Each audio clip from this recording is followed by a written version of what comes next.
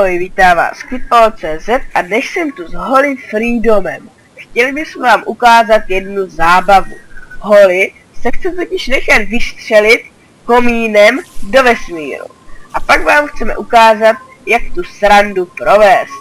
Takže, teď jsme se přesunuli na pozici, z které uvidíme, jak se Holly nechá vystřelit bez game módu do vesmíru.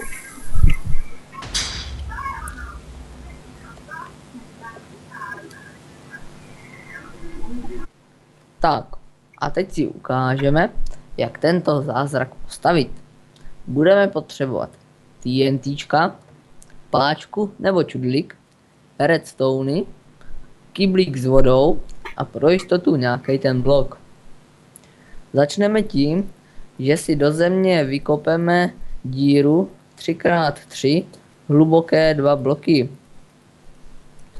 Úplně do spod dáme vodu. Nad vodu dáme kolem dokola TNTčka a kolem TNTček naskládáme redstone.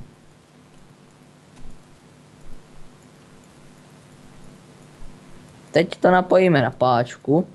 Kdo chce, tak může i na čudlík. Stačí jenom zapnout, vlézt do toho a boom.